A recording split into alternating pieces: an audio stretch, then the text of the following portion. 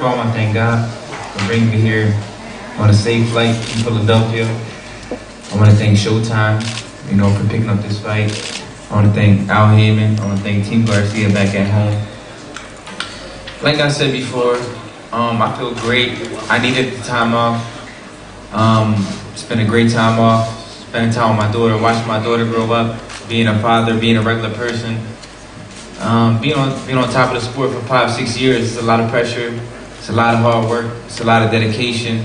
And I feel like I need a little time off just to get rejuvenated, let my mind rest and my body rest. And I feel good. 2018, it's time for me to pick up where I started. When you haven't lost and then you suffer a loss, how difficult is that to handle? At the end of the day, it's a loss on paper. That's all it is. If you look at my life the way I'm living good. My family's living good. My fans love me all around the world. I personally thought I did enough to win the fight. I closed the show like a true champion. That's what true champions do. They come, they fight from round 1 to the end. At the end of the day, it was a close fight. I didn't get the decision, but I'm still a true champion. And I'll fight anybody, anywhere. So it did not, or it did, wear on you mentally to lose that decision? It bothered me. I'll be a liar to say it didn't bother me. I lost sleep. I woke up some days like, damn, I got an L on my damn record. And just knowing that I know I'm the better fighter. But it's in the past now. That's in the past. It's a new chapter of Danny Garcia's career, and it starts 2018. And that new chapter begins with Brandon Rios, a guy who always comes forward. What about his style do you feel you'll have to be concerned with? It's a classic fight. Boxer puncher versus brawler. Unless he wants to try to box me like Keith Thurman. But you never know. Shit. He might put on his shoes on that day, so I gotta come prepared for whatever. It is what it is. I gotta go in there in 2018. I'm mentally focused. I feel good. I feel strong. I just gotta go in there and beat Danny Garcia, the fighter I've always been. Brandon, you just teed up that question. Are you gonna come like Keith Thurman did, or are you gonna come like Bam Bam Rios? Everybody knows my style. Everybody knows that I don't come to box and dance and shit like that. I'll come to fight. That's all I'm coming to do. I'm not a Keith Thurman. I'm not a dancer or whatever that he thought he could win that fight that day. I'm gonna go in there with balls and heart out and show the world that I'm still a top contender. It's just I had bad falls. It's because of my fault. That's what it is. You've had an 18-month layoff. Where have you been and why have you not fought? I fought not that long ago. It was in Lancaster. It was a little show. I got the win, but you get what? I got the win. Yes. I saw the guy who I'm supposed to be doing, with a guy like that type of record. But it is what it is. Now I feel good. I feel rejuvenated, and like Danny said, my body needed that rest. It needed that rest because I've been in wars. All my fights have been wars. The 3 Alvarado fights was wars, and it took a toll on my body. So my body needed that little rest, and that's what I got. And I feel good, and I feel rejuvenated, and I'm ready for 2018 to come back and give the fans and the world a different Bam Bam Rios. And it's a difficult test to fight against Danny. Why specifically did you want to take this fight? You got to fight the best to try to beat the best, and why not Danny Garcia? He's been up there for so long. He had done great in the boxing sport, and he's a champion of in 2-weight division, and he became title holders and many title holders. So why not? I'm always ready for the test. I'll fight anybody. I'll fight King Kong itself. I don't care. I'll just fight anybody. And why? I already did a tuna fight, so why I gotta go back and get another tuna fight? You know what I mean?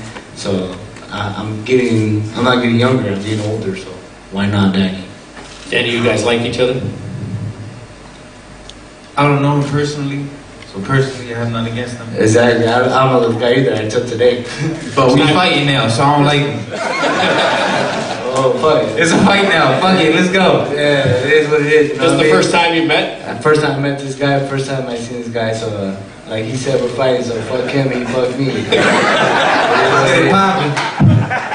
It is what it is, that's what it comes out to be. So first a fight A works. hug and club after the fight. After a But fight, now- after a night of the war, then we'll be like, fuck it, let's go drink a beer or something. Danny, you fought against Roberto Guerrero, who has a similar type of style, and he gave you a little bit of trouble even though you won the fight. Is that the type of fight you would anticipate here against Bam Bam? It's different. I mean, they both come forward, but I still say it's a kind of different style. Guerrero's a southpaw, crafty veteran. I think it was like my second fight at 147. It was a good fight. I thought I won easy, but it is what it is. All right, let's bring in Robert Garcia, the great trainer. Robert, you're co-training here with Bam Bam. How do you see this fight, and how would you assess where Bam Bam is right now? Look, it's a hell of a fight, you know. Danny Garcia, we've known him, and I go back with Danny since the amateurs, you know, with Mikey, my brother Mikey, and everything. So, you know, we've seen most of his career, and we've seen the success that he's had, and he's very good at what he does. But Brandon, you know, he doesn't want to come back with tune-up fights one after the other. He wants to fight the best, and this opportunity came, and you know, that's why we're here. You know, Brandon didn't even hesitate to take this fight. He's training really hard. You know, Donald Leary right here next to me is doing a great job with him in Oxnard. And when they come to my gym in Riverside, he's getting the best sparring that he could get. You know, that's one thing that's very important. And he's doing it. He's doing everything he has to do. He's as you guys could see. I'm pretty sure you guys remember Brandon 6 weeks before his fights. He'd probably be weighing 180. And right now he's very, very close to fight weight, so that's one thing that's going to make a big difference too. No one can speak for Angel, but since your father's not here, a rebuttal to that. You really want me to tell you what he said? Nah, I don't want to say that.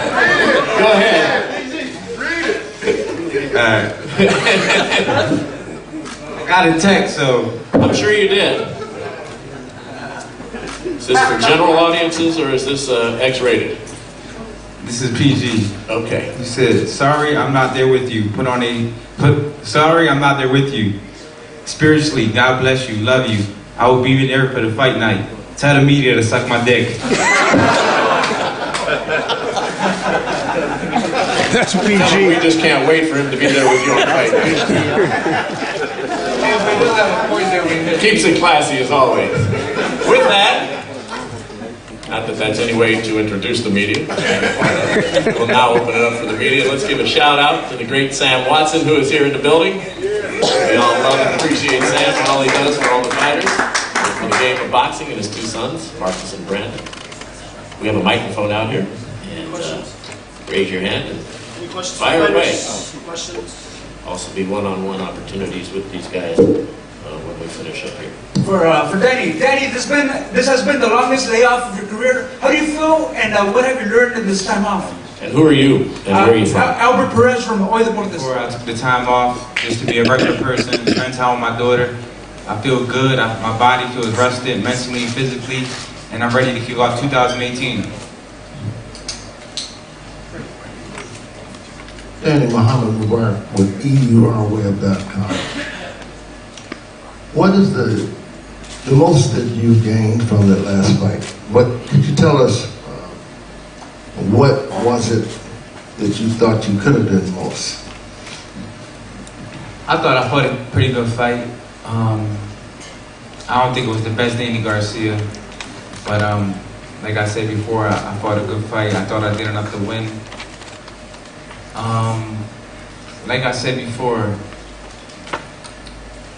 it gave me a feeling that I haven't felt in a long time. Coming up in the ranks as a prospect, from being an underdog my whole career, it gave me a feeling like I had a chip on my shoulder again, like I had something to prove again. And that type of Danny Garcia is always a dangerous Danny Garcia. I feel like a young prospect again who's hungry to win a world title. And that's the chip I'm gonna have on my shoulder right now. It's just I have dead weight on my back that I have to get rid of. Brandon, I'll go with instant boxing. We've seen you before in between fights balloon up. However, since your last fight, we've seen you at multiple media events, and you've been looking slim, you've been looking more fit and in shape. What have you been doing in the in-between time that's different from in the past? Training, and just keep training and doing the right this time. Not blowing up like I was before, not just going out and eating everything. So you know what I mean? I've been training. That's all. Between fights, events I've been going to, been training and just keeping up in shape. That's all. Danny, for you, why was Brandon considered the ideal opponent in this spot and not Sean Porter? That's Lance Pugmire of the LA Times. How you doing? Thanks, guys. My whole career, I never picked none of my opponents. From Amir Khan to Lucas Matisse to Keith Thurman to Lamont Peterson, the list goes on. I never picked none of my opponents. My job is to fight and put whoever they put in front of me. His name came up, I said where and when. And that's how my whole career has been. I never ducked no one, never turned no one down.